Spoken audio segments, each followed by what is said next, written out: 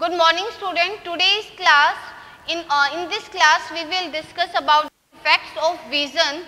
In the last previous class we discussed about the parts of the human eye and its functions, but now we will discuss about the defects of vision.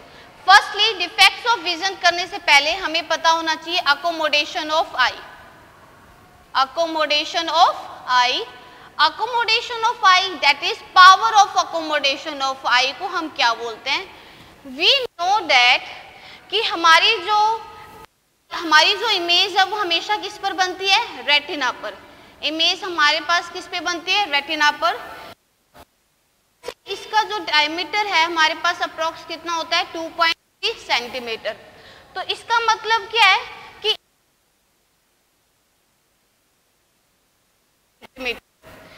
But you क्या करता रहेगा? Very करता रहेगा. अगर you very करेगा, ठीक है, object यहाँ पर है, ऑब्जेक्ट यहाँ है, ठीक है, फिर ऑब्जेक्ट यहाँ है, तो इस तरीके से ऑब्जेक्ट की डिफरेंट पोजीशन है, बट क्या फिक्स है? वी फिक्स है. तो लेंस क्या करेगा? लेंस अपनी लेंस को थिक और थीन करेगा, जिसकी वजह से उसकी फोकल लेंथ क्या होगी? बढ़ेगी और घटेगी, और तभी हमारी डिफरेंट ऑब्जेक्ट्स, जो पोजीशन ऑफ ऑब्जेक्ट्स की इमेज कहाँ पर बनेगी? रेटिना पर बनेगी. इसका मतलब क्या है कि हमें ये पता है कि O1 और O2 की डिफरेंट पोजीशन है ऑब्जेक्ट की, लेकिन इन सब की इमेज कहाँ बनेगी? V पे. तो अगर V को फिक्स करना है, अगर हमेशा हमारी जो इमेज है वो रेटिना पर बने, तो लेंस को क्या करना पड़ेगा? थिक और थीन होना पड़ेगा, यानी उसको अपनी फोकल लेंथ को बढ़ाना और घटाना पड़ेगा, जिसकी वजह से हमेशा इमेज कहाँ फोकस हो जाए. और ये किसकी वजह से करता है? सिलियरी सेल्स की एक्शन की वजह से फोकल लेंथ इंक्रीज और डिक्रीज होती है. तो लास्ट क्लास में हमने बताया अगर हमारा लेंस थिन होगा तो फोकल लेंथ क्या होगी? इंक्रीज, और अगर हमारा लेंस थिक होगा तो फोकल लेंथ क्या होगी? डिक्रीज होगी. तो अब हमारे पास पॉइंट क्या होता है? The ability of eye lens, the ability of eye lens to adjust its focal length, to adjust its focal length, that is known as accommodation of eye. Object की पोजीशन के according हमेशा हर एक object की image retina पर बनेगी, तो इसकी वजह से अपना जो लेंस है वो अपनी फोकल लेंथ को एडजस्ट करेगा अकॉर्डिंग टू ऑब्जेक्ट्स, और इसी आई लेंस की एबिलिटी को हम क्या बोलते हैं? अकोमोडेशन ऑफ आई. तो ऑब्वियसली हमें ये पता है कि जो पावर है वो होगी, बट अगर एफ डिक्रीज होगी तो पावर क्या होगी? इंक्रीज होगी. तो इसके देखते हैं कि अगर हमारे पास अकोमोडेट कर रही है तो देन उसकी पावर भी होगी. तो हम ये नहीं कह सकते हैं कि हमारी लेंथ को बढ़ा सकते हैं, कितनी घटा सकते हैं, नहीं.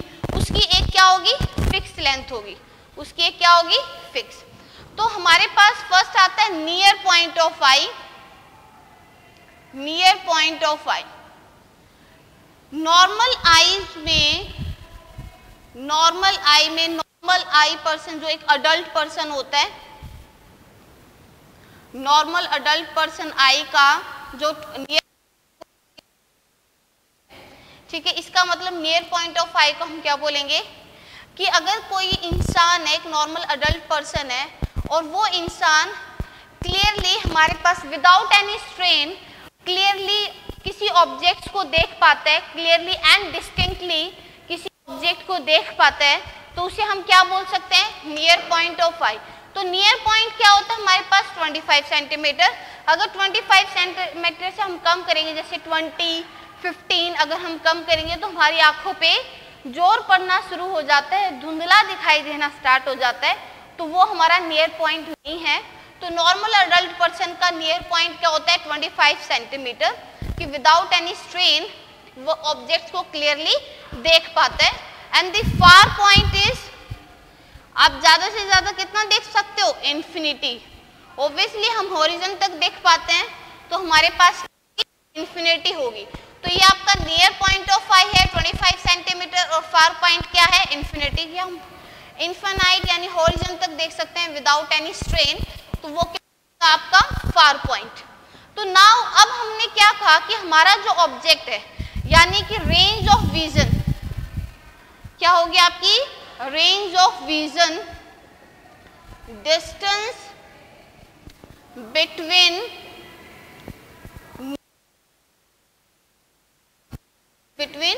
Near point and far point, ये आपका क्या हो जाएगा रेंज ऑफ विजन। तो ये कितना हो जाएगा 25 सेंटीमीटर टू इंफिनिटी, क्या हो जाएगा 25 सेंटीमीटर टू इंफिनिटी, ये आपका क्या हो जाएगा रेंज ऑफ विजन। तो नाउ अब हमारा जो ऑब्जेक्ट है वो बिटवीन 25 सेंटीमीटर कहीं पर भी रख सकते हैं।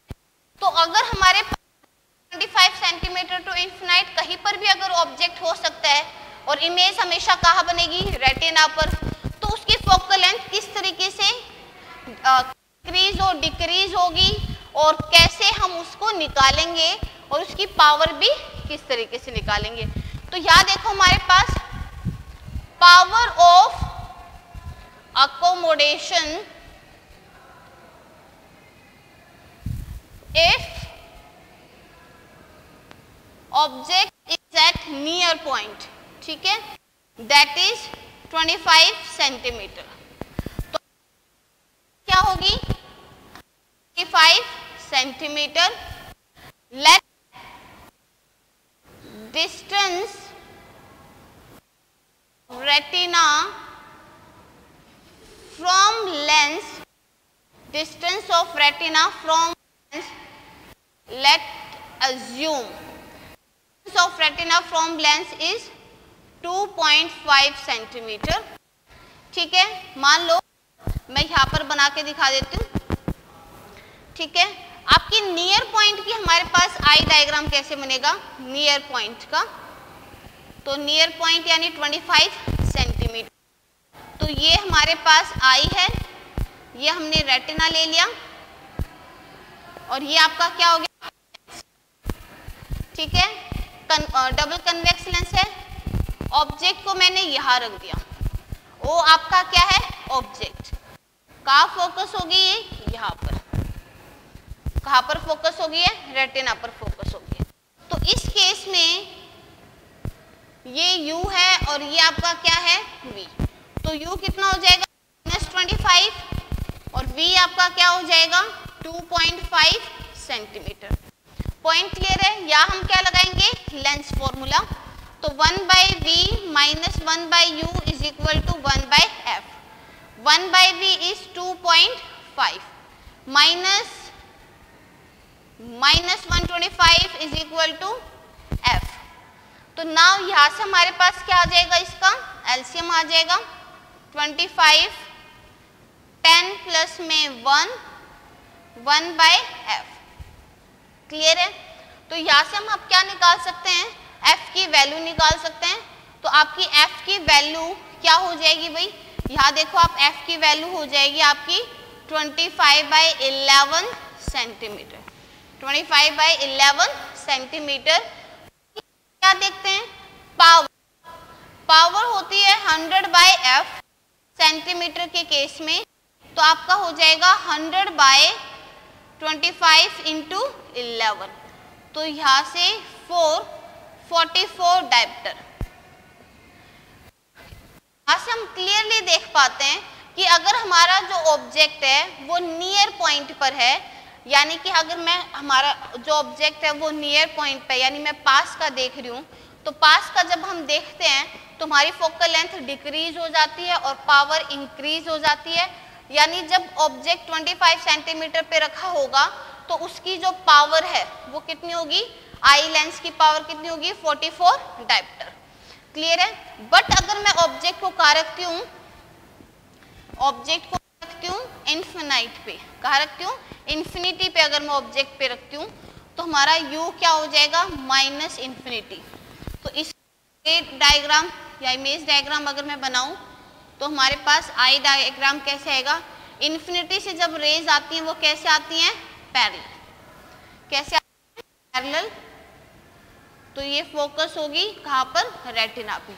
तो ये किसका बनेगा आपका इन्फिनाइट, जब यू ऑब्जेक्ट कहाँ पे होगा, डिस्टेंट ऑब्जेक्ट होगा कोई, और हमारी जो रेज है वो कैसे आएंगी, पैरेक्सियल रेज आएंगी, और कहाँ फोकस हो जाती है, फोकल लेंथ पे यानी रेटिना पे। तो यहाँ हम निकालेंगे 1/v 1/u 1/f, 1/v is 2.5 plus 1/इंफिनिटी इज इक्वल टू 1/f। तो आपकी f होगी 2.5 सेंटीमीटर। नाउ यहाँ से हम पावर निकालेंगे 100/f, 100 2.5, पॉइंट को हटाएंगे तो 10 और क्या आ गया 4, तो पावर कितनी होगी 40 डायप्टर। जब ऑब्जेक्ट कहाँ पर रखा हुआ है हमने, इन्फिनाइट पे, ठीक है, इन्फिनिटी पे जब ऑब्जेक्ट रखते हैं तो 40 डायप्टर है, और अगर हमारे पास ऑब्जेक्ट का था पॉइंट पे, ठीक है, यानी एट 25 सेंटीमीटर तो ये है, एट इंफिनिटी तो ये है, तो that means maximum variation of eye lens, maximum variation of power of eye lens 40 dioptre, that is 4 dioptre. क्या होता है 4 डायप्टर। तो यहाँ से आप इजीली देख पा रहे हो कि देखो ऑब्जेक्ट हमने पास में ऑब्जेक्ट को रखा था, यानी यहाँ मैंने अगर ऑब्जेक्ट को रखा है तो हमारी पावर थी 4 डायप्टर, और अगर मैंने ऑब्जेक्ट को इन्फिनिटी पे रखा है तो हमारी 40 डायप्टर है, क्योंकि जब हम ऑब्जेक्ट को पास में रखते हैं, नियर पॉइंट पर रखते हैं, तो हमारी जो लेंस हो जाता है और फोकल लेंथ उसकी घट जाती है, और इस तरीके से हम नियर बाय ऑब्जेक्ट्स को क्लियरली देख पाते हैं। लेकिन जब अगर मैं ऑब्जेक्ट को कहाँ रखूंगी, इन्फिनिटी पे, तो इन दैट केस हमारा जो लेंस है बिकम्स थिन, ठीक है, और हमारी फोकल लेंथ इंक्रीज हो जाती है और हम दूर ऑब्जेक्ट्स को क्लियरली देख पाते हैं। तो फोकल लेंथ घट गई तो दैट मीन्स पावर बढ़ गया, यहाँ पर फोकल लेंथ बढ़ गई थी तो पावर घट गया। इट मीन्स अगर हमारा ऑब्जेक्ट एट 25 सेंटीमीटर होगा तो उस टाइम पर आई लेंस की पावर क्या थी 44 डायप्टर, और अगर हमारा ऑब्जेक्ट इंफिनिटी पे होगा तो at that time power of eye lens क्या थी 44 डायप्टर। तो इसका मतलब जो हमारा अकोमोडेट होता है, हमारा आई लेंस अकोमोडेट होता है, तो उसकी जो पावर का वेरिएशन किस में आता है, मैक्सिमम 4 डायप्टर, कि 40 यहाँ है 44 यहाँ है, तो हमेशा 40 और 44 डायप्टर के बीच में ही वेरी करेगा। तो ये इनकी एक सर्टेन लिमिट होगी कि जो हमारा आई लेंस है उसकी पावर ना इससे कम हो सकती है ना इससे ज़्यादा हो सकती है, वो इन्हीं के बीच में ही अकोमोडेट करता रहेगा। पॉइंट क्लियर है आपका। तो इसलिए हम बोलते हैं कि आई लेंस की जो फोकल लेंथ है वो एक सर्टेन लिमिट तक ही होती है, उसके बाद नहीं ये फिक्स होती है। तो हमारे पास क्या थी, पावर ऑफ अकोमोडेशन। ये न्यूमेरिकल और डायरेक्ट ऐसी थ्योरी की टर्म्स में भी आ सकता है। तो हमने पढ़ा पावर ऑफ अकोमोडेशन के बारे में। तो हमारी आई की पावर ऑफ अकोमोडेशन कितनी, 4 डायप्टर, क्योंकि हमारा जो आई लेंस है वो अपने आप को अकोमोडेट करता है between 40 dioptre and 44 dioptre. Now हमारे पास परसिस्टेंस ऑफ विजन, ठीक है, परसिस्टेंस ऑफ विजन क्या होता है, वो हमारे पास 1/16 सेकेंड होता है। परसिस्टेंस ऑफ विजन क्या होता है कि मैंने अगर एक ऑब्जेक्ट को देख लिया है, अगर मैं एक ऑब्जेक्ट को देख लेती हूँ और उसके बाद जब उस ऑब्जेक्ट को मैं हटा दूँ, मतलब मैंने ये मार्कर देखा, ठीक है, देखते ही मैंने इस मार्कर को हटा दिया, तो ये जो मार्कर है ये मेरी आईज में, ऐसा नहीं कि इसको हटाया और हटाते ही जो आईज की है उसमें से वो निकल जाएगा, नहीं, उसका जो विजन है वो खत्म हो जाएगा, नहीं, वो जो विजन है वो कुछ टाइम तक परसिस्ट रहता है हमारी आई में, और वो कितना टाइम रहता है 1/16 सेकेंड। इसका मतलब परसिस्टेंस ऑफ विजन क्या होता है, अगर मैं परसिस्टेंस ऑफ विजन के बारे में बताऊं तो परसिस्टेंस ऑफ विजन कि अगर हम एक ऑब्जेक्ट को हम हमारी आंखों से दूर भी कर देते हैं तब भी जो उस ऑब्जेक्ट की जो इमेज है वो हमारी आईज में परसिस्ट रहती है अप टू 1/16 सेकेंड। तो इट मीन्स मैं इसको किस तरीके से बता सकती हूँ कि मान लो कि मैंने एक इमेज ली और मैंने उसको देखा और उसको हटाया, आफ्टर 1 to 2 सेकेंड मैंने दूसरी इमेज ली तो वो कौन साइड नहीं करेंगे, क्यों? क्योंकि परसिस्टेंस ऑफ विजन तब तक खत्म हो चुके हैं, ठीक है।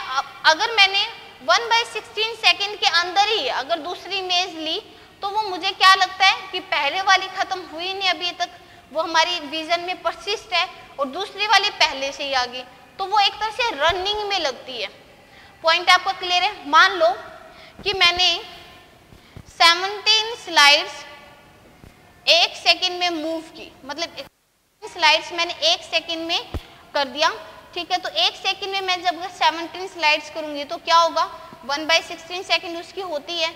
तो इस तरीके से कि वो जो मोस्टली वो जो हमारी पिक्चर है वो हमें कैसी दिखाई देगी, चलते हुए दिखाई देगी। आप इसका एग्जांपल ले सकते हो कि मान लो आपने डायरी में लिखा हुआ है कुछ भी, ठीक है, अब पेजेस पे लिखा है, आपने फटाफट पेजेस को इस तरीके से किया तो आप क्या देखोगे कि जो सारे लेटर्स हैं वो एक तरह से मूव करते हुए दिखाई दे रहे हैं। अगर मैं उसको इस तरीके से करती हूँ तो मतलब क्या होता है, हम इसका मोस्टली यूज करते हैं सिनेमेटोग्राफी में, ठीक है। सिनेमेटोग्राफी में इसी तरीके से होता है कि अगर हमारे पास बहुत सारी इमेजेस को मैंने विद इन कुछ सेकंड में ही अगर चलाया तो क्या होगा, वो इमेजेस हैं वो मूव करती हुई दिखाई देंगी और इस तरीके से मूवी हो जाती है। तो हम क्या बोलते हैं कि परसिस्टेंस ऑफ विजन क्या होता है कि अगर मैंने ऑब्जेक्ट को अपनी आंखों के सामने से उसको हटा दिया तो हमारी जो आईज में वो परसिस्ट रहता है अप टू 1/16 सेकेंड। तो ये आपका क्या हो गया, परसिस्टेंस ऑफ विजन। नाउ हम बात करते हैं डिफेक्ट्स ऑफ विजन की, ठीक है। फर्स्टली हम किसकी बात करते हैं, डिफेक्ट्स ऑफ विजन। तो डिफेक्ट्स ऑफ विजन में फर्स्ट आपका आता है मायोपिया। क्या क्या होता है, myopia, hypermetropia, myopia, hypermetropia and the third is presbyopia. Myopia, hypermetropia and presbyopia. Myopia को आप क्या बोल सकते हो, शॉर्ट साइटनेस, और इसको आप क्या बोल सकते हो, फार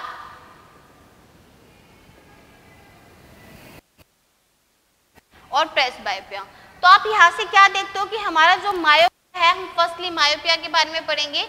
हमारे पास डिफेक्ट्स ऑफ विजन में 3 टाइप के आते हैं और वैसे एस्टिग्मेटिज्म भी होता है, लेकिन हम इनके बारे में मेनली पढ़ेंगे, मायोपिया, हाइपरमेट्रोपिया एंड प्रेसबायोपिया। की बात अगर मैं करूं तो मायोपिया हमारे पास क्या होता है, शॉर्ट साइटनेस होता है। दैट मींस जो ऑब्जेक्ट है clearly see near by objects can't see distant object distinctly. तो हम क्या बोल सकते हैं मायोपिया को कि मायोपिया क्या होता है, शॉर्ट साइटनेस। इसका मतलब देखो डिफेक्ट्स ऑफ विजन में हम बोल रहे हैं और हमें पता है कि सिलेरी मसल्स की एक्शन की वजह से ही हमारी जो फोकल लेंथ है वो कम ज्यादा होती है और उसी की वजह से हम पास का और दूर का देख पा रहे हैं। कि लेट एक बच्चा है क्लास में, उसको पास का देख पा रहा है लेकिन दूर का नहीं देख पा रहे, समझ में आया? पास का वो इजीली देख पा रहा है लेकिन दूर का वो नहीं देख पा रहा है। तो इस टाइप के डिफेक्ट्स को हम क्या बोलेंगे, मायोपिया। कि वो इजीली बुक्स वगैरह को पढ़ लेता है लेकिन अगर कोई दूर कुछ रखा हुआ है तो वो उसको क्लियरली नहीं देख पा रहा है। तो इस डिफेक्ट्स को हम क्या बोलते हैं, मायोपिया, यानी कि शॉर्ट साइटनेस, यानी कि पास का इजीली देख पाता है लेकिन दूर का क्लियरली या डिस्टिंक्टली नहीं देख पाता। तो इसको हम क्या बोलेंगे, मायोपिया। इसकी कॉज क्या है, इसके कारण क्या है, ये क्यों होता है, ठीक है। First, elongation of eyeball, elongation of eyeball, and the second is decrease in focal length, decrease in focal length of eye lens, decrease in focal length of eye lens when the eye is when the eye is fully relaxed, that is ciliary muscles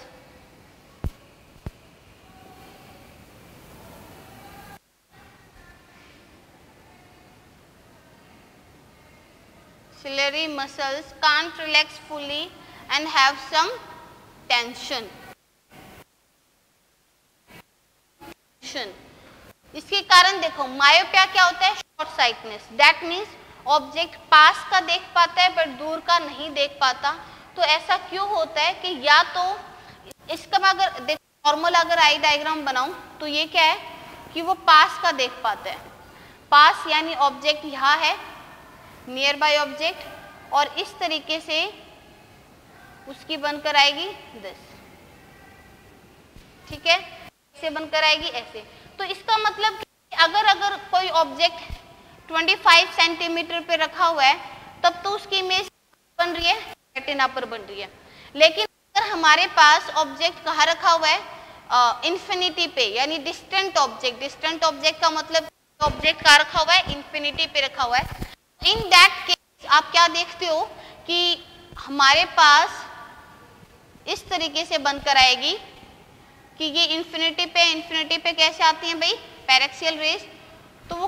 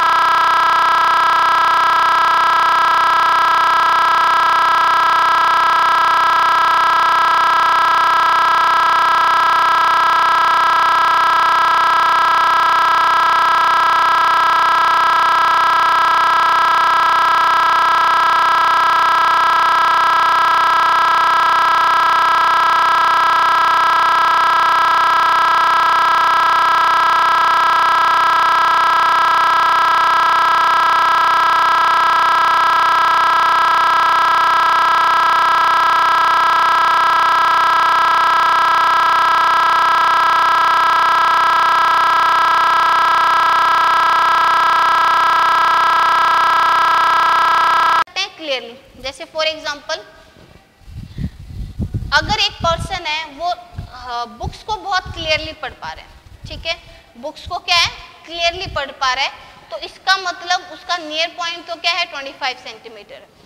लेकिन उसने ये कहा कि after this black board, वो last bench पे बैठे है और ब्लैक बोर्ड के बाद वो ऑब्जेक्ट्स को क्लियरली नहीं देख पा रहे, ठीक है, ये बुक्स है और बुक्स को वो इजीली पढ़ पा रहे हैं, ठीक है, ये हो गया आपकी 25 सेंटीमीटर और ये उस पर्सन की क्या होगी आई। लेकिन और यहाँ पर उसका क्या हो गया ब्लैक बोर्ड, यहाँ पर क्या हो गया उसका ब्लैक बोर्ड। तो आप यहां से देखो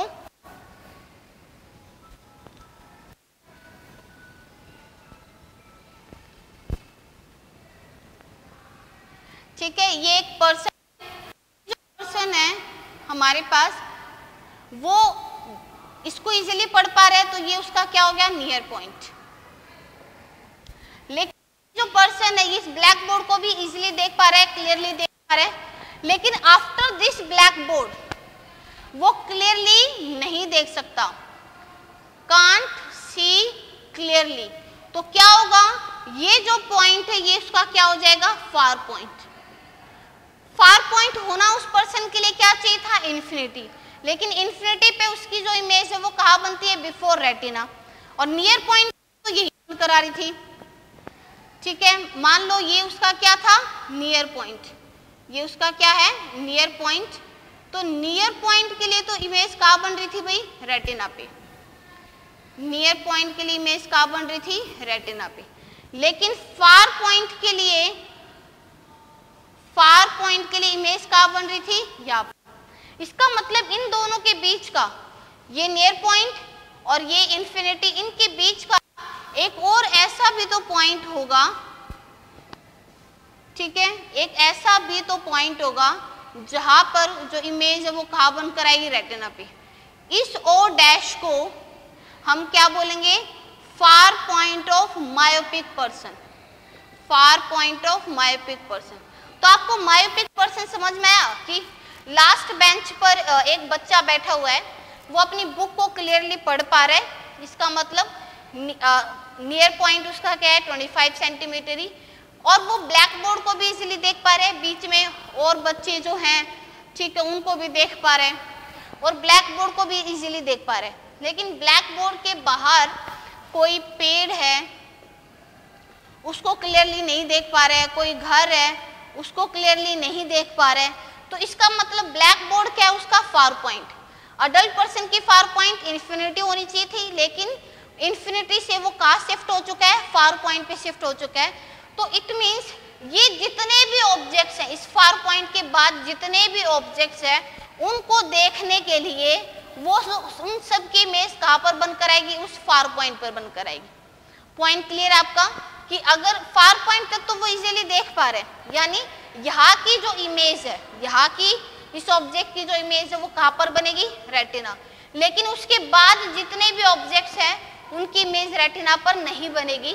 तो हम क्या करेंगे कि जितने भी ऑब्जेक्ट्स हैं उन सब की जो वर्चुअल इमेज है वो कहाँ बनकर आएगी फार पॉइंट पे, समझ आया ना। तो इसी को हम क्या बोल सकते हैं, तो इसी को एक डायग्राम से समझाती हूँ, जो आपका करेक्शन डायग्राम है बहुत ही इंपॉर्टेंट है, ठीक है। हमने क्या देखा इस करेक्शन डायग्राम में कि ये हमारी आई है, ये हमारे पास क्या है लेंस है, इस तरीके से मैं क्या लेकर आ रही हूं, यहां पर मैंने क्या रख दिया भाई एक कनकेव लेंस,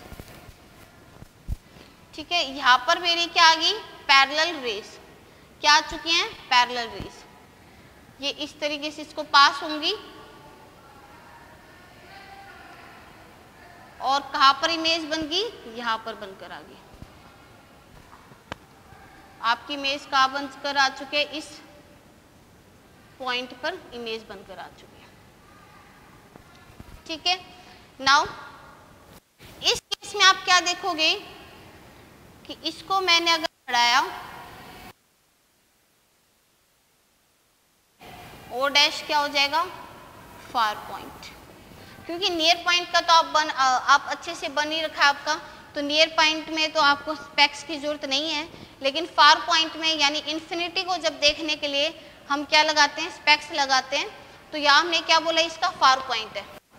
इसका मतलब यहाँ जितने भी ऑब्जेक्ट्स हैं, यहाँ जितने भी ऑब्जेक्ट्स हैं उन सब की इमेज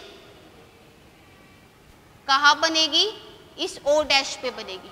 यानी बियॉन्ड फार पॉइंट जितने भी ऑब्जेक्ट्स हैं उन सब की इमेज कहाँ पर बनेगी, इस पॉइंट के ऊपर बनकर आएगी। और ये पॉइंट किसका काम करेगा, वर्चुअल ऑब्जेक्ट का काम करेगा।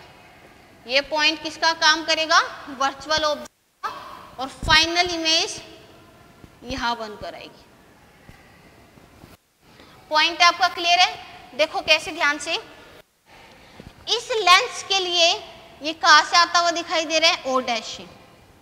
इस लेंस के लिए ये जो रे है वो कहां से आती हुई दिखाई दे रही है, ओ डैश से आती हुई दिखाई दे रही है। तो इसका मतलब ओ डैश ये इसका क्या होगा, ये उसकी क्या होगी, इमेज।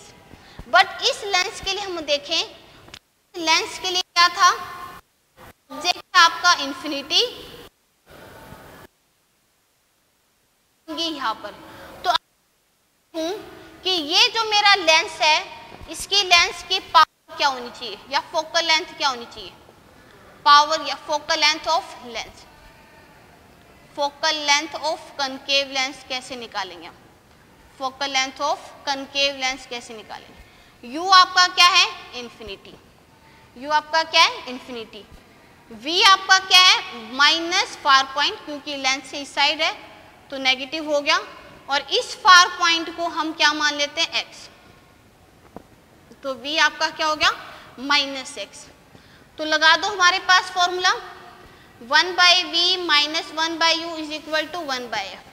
यहाँ से f क्या कितनी निकल कर आई, माइनस एक्स। f क्या निकल कर आई आपकी, माइनस एक्स।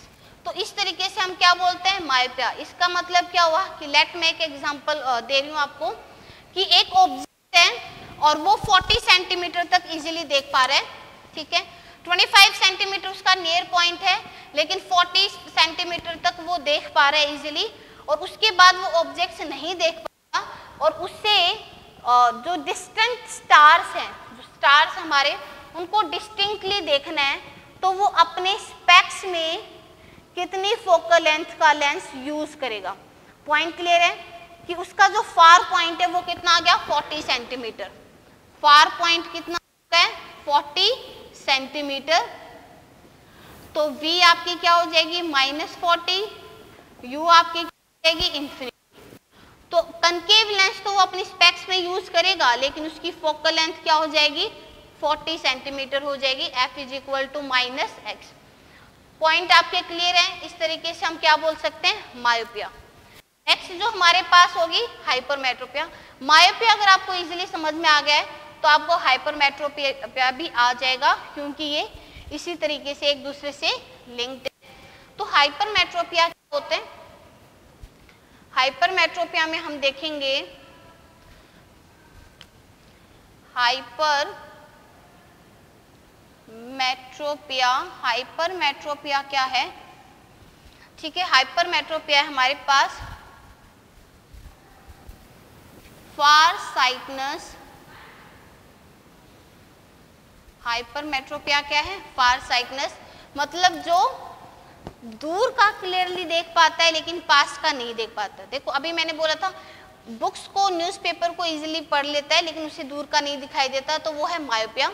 और अगर वो दूर इजीली देख पा रहा है लेकिन न्यूज़पेपर्स को क्लियरली नहीं पढ़ पा रहा है, तो वो आपका क्या हो जाएगा, हाइपरमेट्रोपिया। कोज हमारे पास क्या बोलेंगे, ठीक है, first decrease in length of eye ball.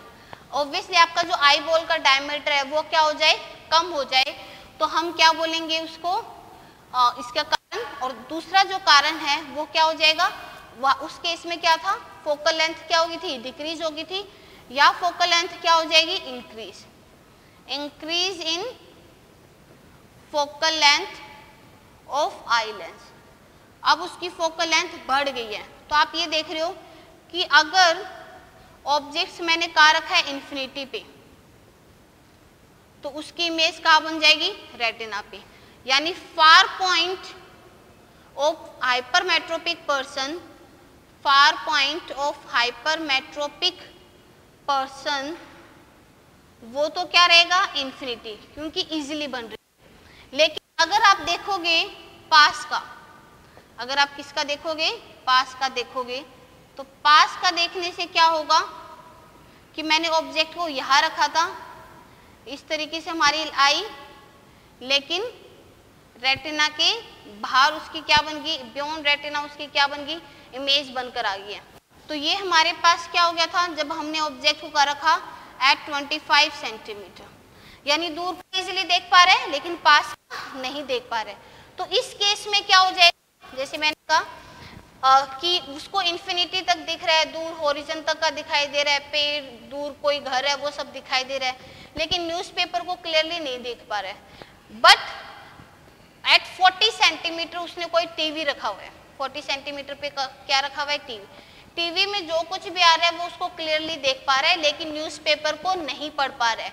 तो अब उसका जो नियर पॉइंट है वो 25 सेंटीमीटर से शिफ्ट होके कहाँ चला गया, 40 सेंटीमीटर पे। तो अब उसका नियर पॉइंट क्या हो गया, 40 सेंटीमीटर। तो हम इसी तरीके से हम क्या बोल सकते हैं कि ये 25 सेंटीमीटर है, ठीक है, उसकी बन नहीं रही थी, लेकिन इसकी अगर मैं देखूं तो उसकी इमेज कहां पर बन रही है, रेटिना के ऊपर ही बन रही है। तो ये एन डैश आ गया कोई, जिसे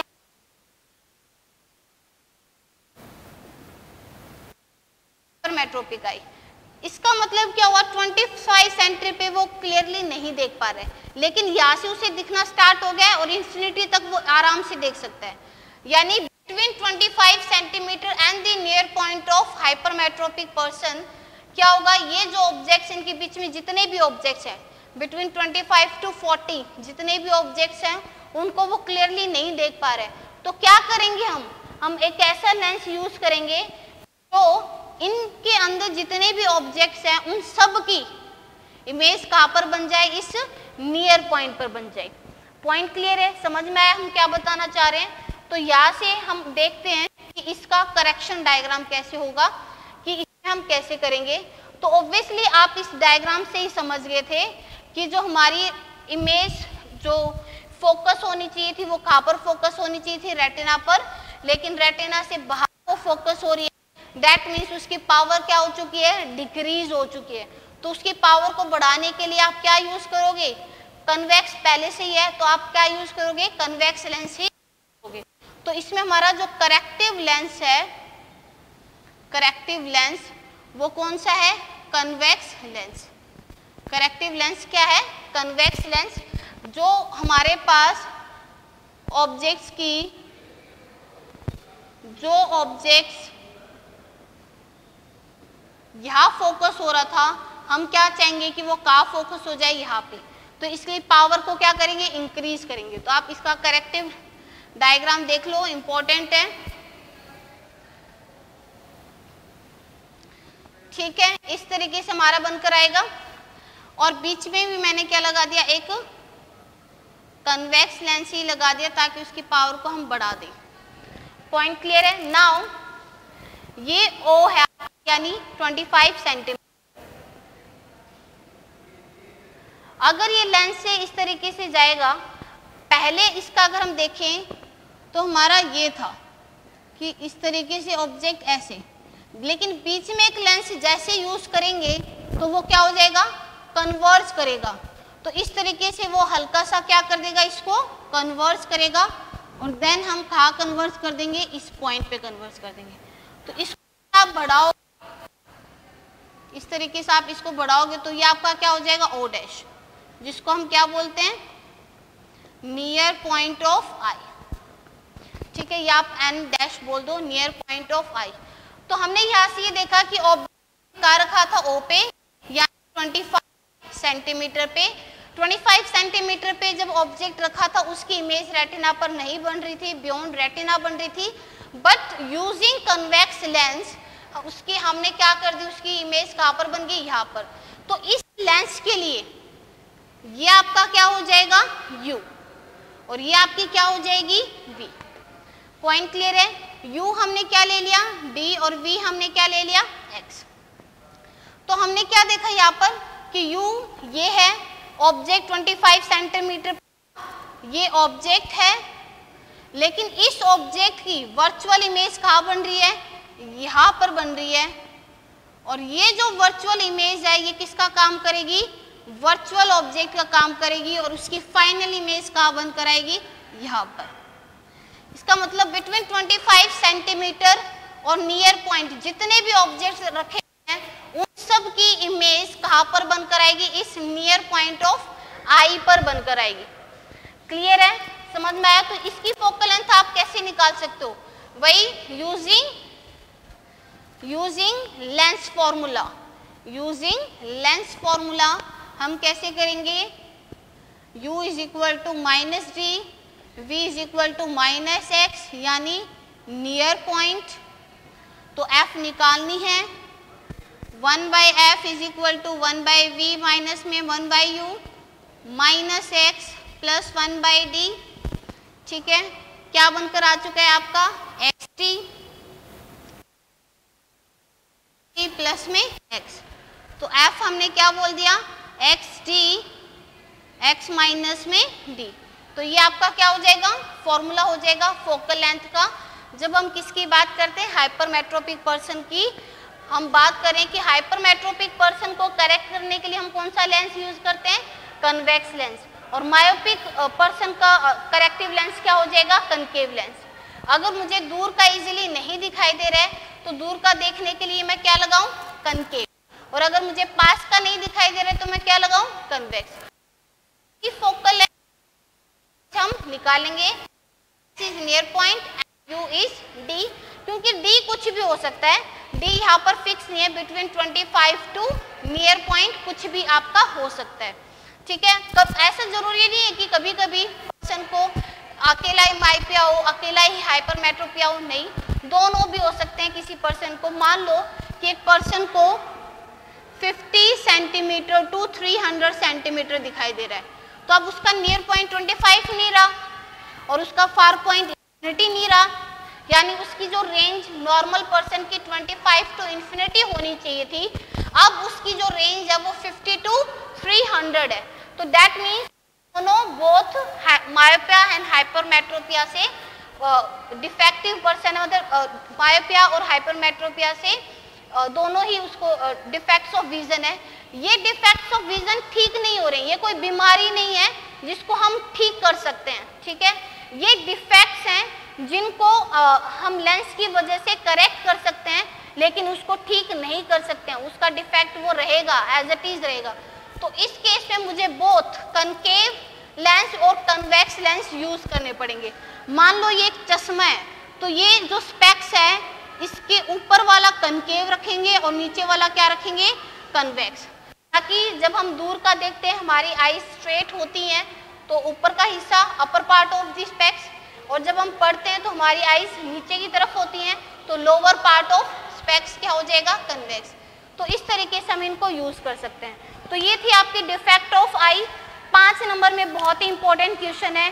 कोई भी डाउट्स हो कमेंट बॉक्स में डालो, इसको क्लियरली नोट्स बनाकर सॉल्व करो और इसके एनसीईआरटी में जितने भी क्वेश्चंस हैं उनको सॉल्व करो। Thank you students.